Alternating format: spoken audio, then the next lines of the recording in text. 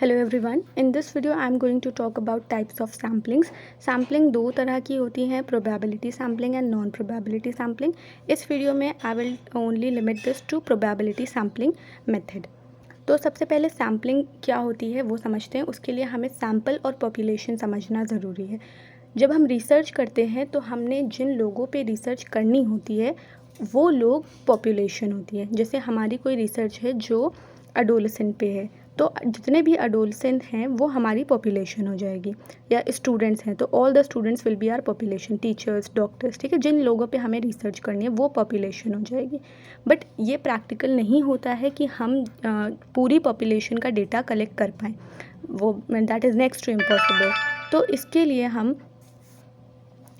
हम sample draw करते हैं। तो सैम्पल ड्रॉ जो जिन लोगों को हम निकालते हैं पॉपुलेशन में, दैट इज़ आवर सैम्पल। अब वो कैसे निकालते हैं, that method is called sampling. Okay, तो जैसे कि ये हमारी पूरी पॉपुलेशन है, इसमें से हम कुछ लोगों को निकालते हैं, तो ये दैट इज़ कॉल्ड पॉपुलेशन, और इसके अंदर से जो लोगों को निकालते हैं दैट इज़ कॉल्ड सैम्पल। तो ये क्यों किया जाता है? अब इसमें से हमने रिसर्च करी इन लोगों के ऊपर, जो भी रिज़ल्ट आएगा हम उस रिज़ल्ट को इस पॉपुलेशन पे जनरलाइज कर देंगे। मान लीजिए हमने दिल्ली में एक सर्वे किया कि आप अपने सिटी की डेवलपमेंट से कितना सेटिस्फाइड हैं, तो मेजॉरिटी ऑफ लोगों ने बोला कि हाँ हम सेटिस्फाइड हैं। तो अब हमने इन पे रिसर्च करा और इन्होंने मेजॉरिटी ने बोला कि हाँ हम सेटिस्फाइड है, तो हम ये रिज़ल्ट पूरी पॉपुलेशन पे जनरलाइज कर देंगे कि हाँ जितने भी दिल्ली के लोग हैं all are satisfied with their development, with the development of their city. Okay, so that is इस वजह से हम सैम्पल निकालते हैं to generalise everything, to generalise the result on population. और जिस मेथड से निकालते हैं that method is called sampling. तो दो तरह से दो मेजर मेथड होते हैं सैम्पलिंग ड्रॉ करने के। One is probability, another is non probability. तो प्रोबेबिलिटी सैम्पलिंग मेथड में जितने भी मेंबर्स होते हैं उन सबकी इक्वल नंबर ऑफ चांसेस होती हैं to be the part of the sample. But non probability sampling method में ऐसा नहीं होता है। तो प्रोबेबिलिटी में क्या होता है कि आपको जब ये पता हो कि आपकी पॉपुलेशन में कितने लोग हैं, तभी यह पॉसिबल हो पाता है रिसर्चर के लिए to use the probability sampling method. अगर उसे नंबर ऑफ़ पीपल नहीं पता है तो वो नहीं कर पाएगा। क्या तभी चांसेस बनेंगे कि हाँ आप हर लोगों को सेलेक्ट करने के चांसेस तभी बनेंगे जब आपको ये पता हो कि आपकी पॉपुलेशन में कितने लोग हैं। अदरवाइज़ आपको जब पता ही नहीं होगा तो आप कैसे ड्रॉ करोगे? सो प्रोबेबिलिटी में हमें पता होता है कि मतलब हर इंडिविजुअल की इक्वल चांस होते हैं to be the part of the sample. But in non probability में ऐसा नहीं होता है, हर इंडिविजुअल की इक्वल नंबर ऑफ चांसेस नहीं होते हैं। कुछ सेलेक्ट हो सकते हैं, कुछ सेलेक्ट नहीं हो सकते हैं। प्रोबेबिलिटी सैम्पलिंग मेथड में मेजर 3 मेथड्स होते हैं। First is simple random sampling, and then stratified sampling, and then clustered sampling.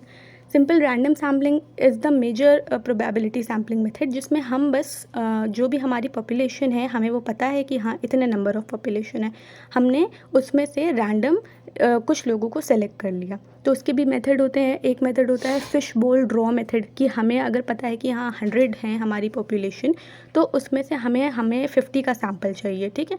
तो हमने 100 लोगों का नाम एक पेपर पे लिखा, उसको फोल्ड किया और एक बोल में डाल दिया। अब हमने उसमें से रैंडमली, हमें पता नहीं है किसमें किसका नाम लिखा हुआ है, और रैंडमली 50 चिट्स हमने उठा ली।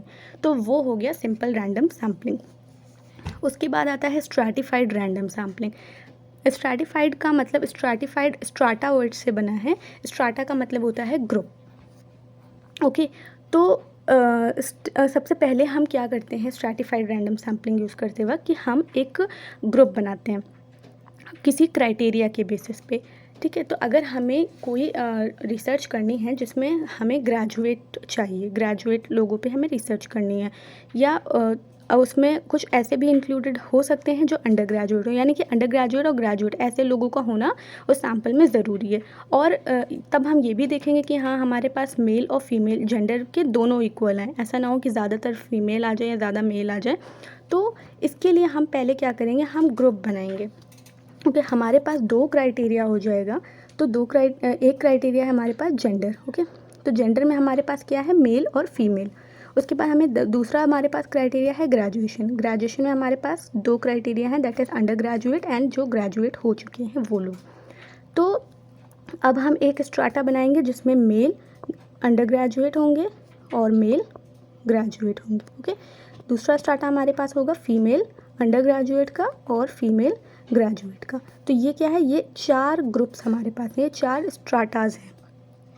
अब ये स्ट्राटा हमने इस बेसिस पे बना लिया कि हमारे पास 2 क्राइटेरिया थे, एक जेंडर था और एक जो क्वालिफिकेशन दैट इज़ ग्रेजुएट। अब सेकेंड स्टेप क्या होता है कि हम इसमें से रैंडम सैम्पलिंग कर लेंगे। ठीक है, जिस तरीके से अभी हमने सिंपल रैंडम सैम्पलिंग में फिश बोल टेक्निक यूज़ करी, उस तरह से हम इसमें से मान लीजिए 100 लोग हैं तो हम 100 को नाम लिखेंगे। उसके बाद हमने 50 का मान लीजिए यहाँ से सैम्पल ले लिया। उसके बाद सेम यहाँ पे भी 100 200 जितने भी थे हमने उसमें से कुछ लोगों को सिलेक्ट कर लिया। ठीक है, यहाँ से भी कुछ को सेलेक्ट कर लिया, यहाँ से भी कुछ को। उसके बाद ये सारे जो हमने सैम्पल यहाँ से ड्रॉ करे वो मिलकर हमारा एक सैम्पल बनाएंगे। तो ये वो सैम्पल होगा जिस पर हम रिसर्च कंडक्ट करेंगे। ओके, तो ये मेथड हम क्यों यूज़ करते हैं, ताकि जितने भी पॉपुलेशन में जो भी डायमेंशंस हैं, जो क्राइटेरिया हैं, वो मिस ना होने पाए। अब मान लीजिए हमारे पास हमें रिसर्च करनी थी, तो हम अब ग्रेजुएट और अंडर ग्रेजुएट, ठीक है, ये लोगों को लेना था, तो हो सकता था कि सिर्फ मेल अंडर ग्रेजुएट ही आ जाते अगर हम सिंपल रैंडम करते तो, या फीमेल ग्रेजुएट आ जाते, जैसा भी होता। तो लेकिन अगर हमने इस तरह से ग्रुप बना दिया तो क्या होगा कि कोई भी डायमेंशन छूटने नहीं पाएगा। हमारे पास मेल भी आ गया, हमारे पास फीमेल भी आ गया, अंडर ग्रेजुएट भी आ गया, ग्रेजुएट भी आ गया। तो it will be a more true representative of the population. अब जो रिज़ल्ट इनमें से आएगा हम उनको ज़्यादा अच्छे से जनरलाइज कर सकते हैं पॉपुलेशन पर। ओके, अब 2 मेथड होते हैं स्ट्रैटिफाइड रैंडम सैम्पलिंग में भी, प्रोपोर्शनेट और डिसप्रोपोर्शनेट सैम्पलिंग। यही सेम ही मेथड होता है। स्ट्रैटिफाइड हमने ग्रुप बना लिए अगर जैसे, तो उनमें से हम कैसे लेंगे। जब हमने 4 का ग्रुप बना लिया था, उसमें से हम यहाँ से हमने सैम्पल किस तरीके से उठाया, कैसे उठाया इस जगह से सैम्पल, तो उसके मेथड होते हैं प्रोपोर्शनेट और डिसप्रोपोर्शनेट। मान लीजिए हमारे पास स्ट्राटा 1 है, स्ट्राटा 2 है, स्ट्राटा 3 है एंड 4 है। ठीक है, और पहले वाले स्ट्राटा में हमारे पास 100 थे, यहाँ पे 200 है, ठीक है, यहाँ पे 300 है, इतने रहने दो। ठीक है, तो ये क्या हो गया, 600 की हमारी टोटल पॉपुलेशन हो गई। हमें पता थी कि हाँ 600 की पॉपुलेशन है, क्योंकि ये प्रोबेबिलिटी हमें पता होनी चाहिए यहाँ पे। ओके, उसके बाद हमने क्या किया कि अब हमें 60 का मान लीजिए हमें सैम्पल चाहिए, हमारे पास पॉपुलेशन कितनी है, 600 की है। तो अब अगर हम प्रोपोर्शनेट स्ट्रैटिफाइड सैम्पलिंग यूज़ करेंगे तो हम इसके प्रपोर्शन में यहाँ पे सैम्पल निकालेंगे। जैसे 100 है तो हमने क्या ले लिया, 10। यहाँ पे 200 था तो हमने 20 का सैम्पल ले लिया। यहाँ पे 300 था तो हमने 30 ले लिया। तो क्या किया हमने कि इसी के प्रपोर्शन में ही यहाँ पे सेलेक्ट करे ये नंबर्स, जो इस जगह से हमने स्ट्राटास में से जो चूज़ किया था। ठीक है, यहाँ पे मान लीजिए 100 थे, यहाँ पे 200 थे, तो हमने यहाँ से 10 लिया, यहाँ से 20 ले लिया। इसी के प्रपोर्शन में यहाँ से 300 थे, यहाँ से 30 ले लिया। ओके, ये टोटल मिलके बन गया हमारा 60। अब अगर हम क्या करते कि हमें 60 का सैम्पल, हमें पता है हमें 60 का सैम्पल चाहिए, तो हम क्या करते कि हम यहाँ से भी 20 ले लिए, यहाँ से भी 20 और यहाँ से भी 20। तो क्या हो गया, सारे 60 तो हो गए लेकिन इसके प्रपोर्शन में नहीं हुए, ये अनइक्वल हुआ। यहाँ पे कम थे तो यहाँ पे ज़्यादा आ गया, यहाँ पे ज़्यादा हमारा सैम्पल था 300 का तो यहाँ पे 20 ही हम ले पाए। तो ये होता है डिसप्रपोर्शनेट सैम्पलिंग। ओके,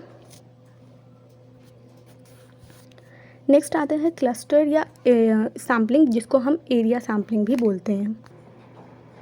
इसे एरिया सैम्पलिंग इसलिए बोलते हैं क्योंकि ये एक जोग्राफिकल लोकेशन के लिए होती है। हमें अगर किसी जोग्राफिकल लोकेशन पे मतलब जोग्राफिकली हमें कोई डेटा कलेक्ट करना है तो उस टाइम पे हम क्लस्टर सैम्पलिंग को यूज़ कर सकते हैं, अगर हम ये चाहें कि कोई भी यूनिट हमसे छूटे ना।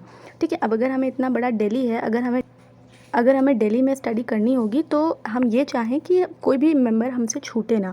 ठीक है, मतलब मोस्टली सारे मेंबर्स उसमें, हर लोकेशन के हर एरिया के मेंबर्स आ जाएं, तो उसके लिए हम क्लस्टर सैम्पलिंग यूज़ कर सकते हैं। तो क्लस्टर सैम्पलिंग में क्या होता है कि हमारे पास, हमने जिस एरिया में हमें रिसर्च करनी है हमने उसका मैप ले लिया। ठीक है, उसके बाद मैप में ग्रिड लाइन्स बनी होती हैं। ठीक है, तो हम उन्हीं ग्रिड लाइन्स को चाहे तो हम नंबर कर सकते हैं कि ये जैसे ग्रिड लाइन्स बनी हुई है। ठीक है, तो हमने इनको 1 दे दिया, ये हमारा 2 हो गया, ये 3 हो गया, ये 4 हो गया।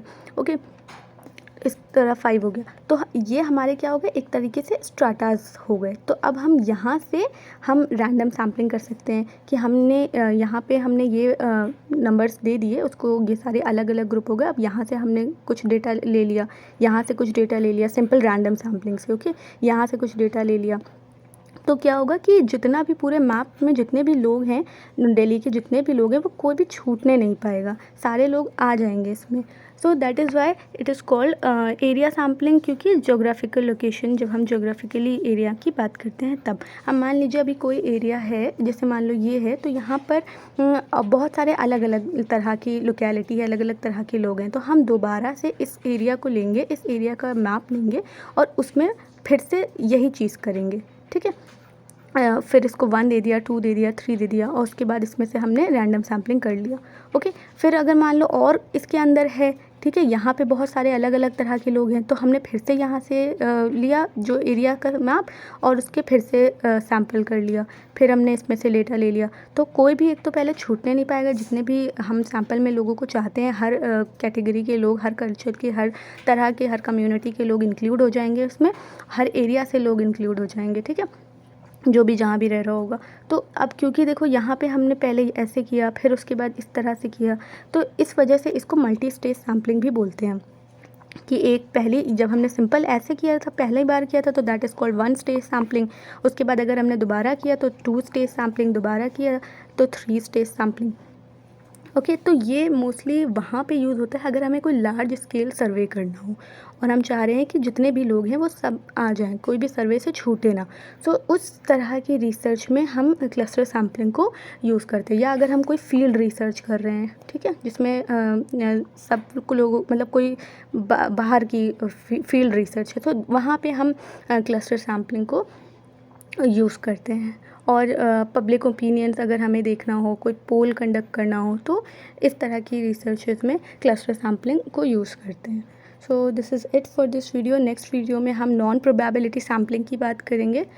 So thank you for watching, have a good day ahead.